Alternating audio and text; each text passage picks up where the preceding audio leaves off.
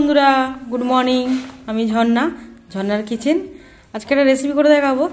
আজকে করব চিংড়ি মাছ দিয়ে সিমের তরকারি, সিম দিয়ে। শুরু থেকে শেষ পর্যন্ত ভিডিওটা দেখতে থাকুন। চলুন দেখাই।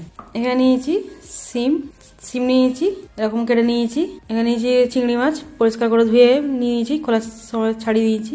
এখানে পেঁয়াজ নিয়েছি, পেঁয়াজ কুচিয়ে নিয়েছি, বড় সাইজের পেঁয়াজ দুটো দিয়েছি, আলু দিয়েছি, এরকম করে কেটে নিয়েছি। কুকারে বানাবো। এখানে কাঁচা লঙ্কা নিয়েছি, কাঁচা লঙ্কা চিড়ে নিয়েছি ওটা। কুকারে করবো। কুকারে তেল দিয়ে দেবো, পরিমাণ মতো তেল দেবো, সর্ষে তেল। তেলটা দিয়ে দিয়েছি পরিমাণ মতো। তেলটা গরম হোক, আর পেঁয়াজটা দিয়ে দেবো। পেঁয়াজটা ভেজে নেবো। নুন দিয়ে দেবো পরিমাণ মতো। পেঁয়াজটা ভালো করে একটু ভেজে নেবো। আদা রসুন দেবো। আদা রসুন দিয়ে দিলাম 2 চামচে। এই চামচে 2 চামচে আদা রসুন বাটা। একটু ভেজে নেবো। ভাজা হয়ে গেছে, এবার সিমটা দিয়ে দেবো। আলু সিম একটু ভাজবো, দিয়ে দেবো।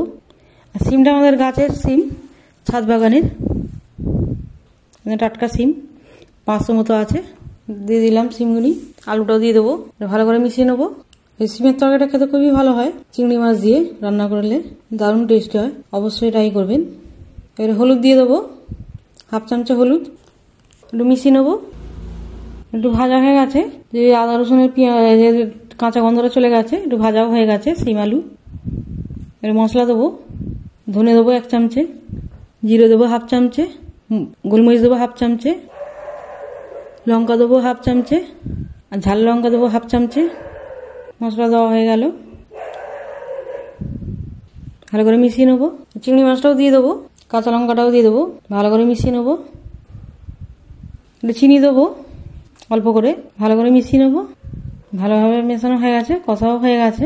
জল দেবো, পরিমাণ মতো জল দিয়ে দেবো। একটু অল্প ঝোল ঝোল হবে, একটু জল দিয়ে দেবো। নুনটা একটু কম আছে, একটু নুন দিয়ে দেবো।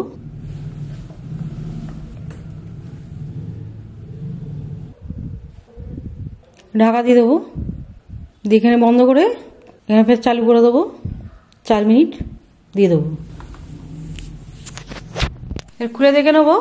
বন্ধ করে দিলাম, সিটিটা বার করে দেবো। ঢাকনাটা খুলে নেবো। কত সুন্দর হয়েছে। এবার তুলে নেবো এটা, প্লেটে তুলে নেবো। সিম দিয়ে চিংড়ি মাছের তরকারি একদম রেডি। আমার রেসিপি যদি ভালো লাগে বন্ধুদের সাথে শেয়ার করবে, লাইক করবে আর সাবস্ক্রাইব করবে।